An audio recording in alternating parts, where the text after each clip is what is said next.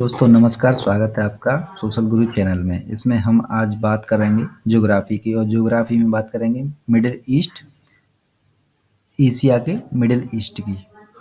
तो middle east को जानना इस वजह से ज़रूरी है क्योंकि यहाँ पर हर रोज़ आतंकवादी घटनाएं घटित होती रहती हैं। ये मान के चलिए ईरान, अफ़गानिस्तान, पाकिस्तान मतलब आतंकवाद से प्रेरित प्रभावित ये एक तरह से ये मान लीजिए देश हैं और यहाँ पर तेल की संभावना बहुत ज़्यादा है, तो हमेशा ही सुर्खियों में बने रहते हैं और यहीं से लगभग क्वेश्चन आ जाते हैं।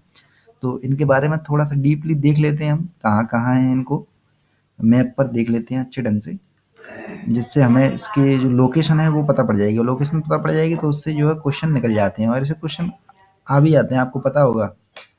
तो चलिए बात कर लेते हैं। सबसे पहले मिडिल ईस्ट एशिया में कौन कौन से देश आते हैं उनको मैं बता देता हूँ आपको। देखिए ये सबसे पहले ये जो भी सफ़ेद सफ़ेद नज़र आ रहा है ये है मिडिल ईस्ट, ये मान के चलिए ठीक। और इसमें सबसे पहला देश है पाकिस्तान आता है, अफ़गानिस्तान आता है, तुर्कमेनिस्तान आता है और ये कजाकिस्तान आता है, उज़्बेकिस्तान आता है, तुर्कमेनिस्तान आता है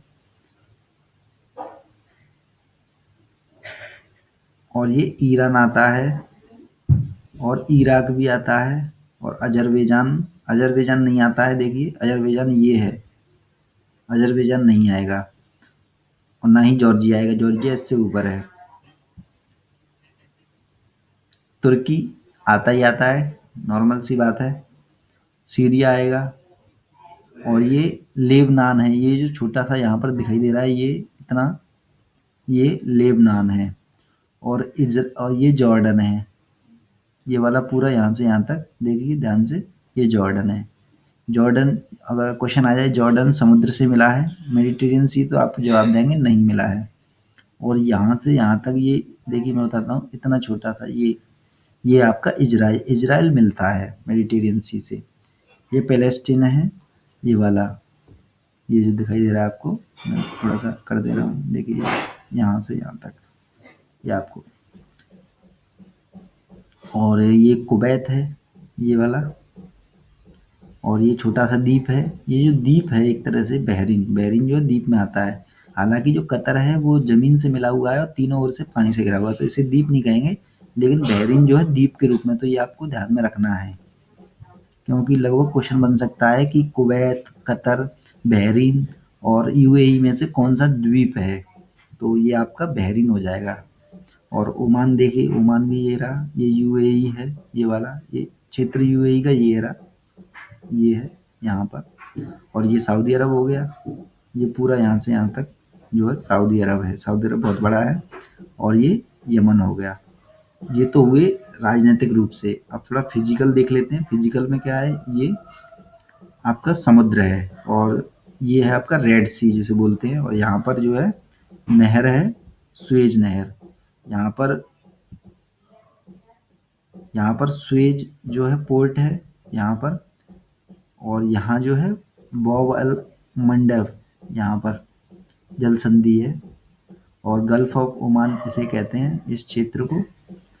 तो ये आपको थोड़ा सा ध्यान में रखना है। और थोड़ा सा ऊपर चलेंगे इसके ईरान के, तो ये कैस्पियन सागर है जो कि सबसे बड़ी झील है विश्व की। कैस्पियन सागर के रूप में जानी जाती है क्योंकि ये बड़ी होने के कारण। मैं आपको बता दूं कि झील किसे कहते हैं। झील जो होती है चारों ओर से जो स्थल से घिरी हो उसे झील कहेंगे, और समुद्र जो खुला हो उसे समुद्र कहेंगे। तो इस वजह से ये चारों ओर से घिरी हुई है जल से, इस वजह से इसे झील कहते हैं। और ये अरल सागर है। अरल सागर किन किन देशों के मध्य पड़ता है ये जानना जरूरी है। ये कजाकिस्तान और उज्बेकिस्तान, ये उज्बेकिस्तान है, उज्बेकिस्तान और कजाकिस्तान के मध्य में ये पड़ता है। तो ये थोड़ा सा आप ध्यान में रखें।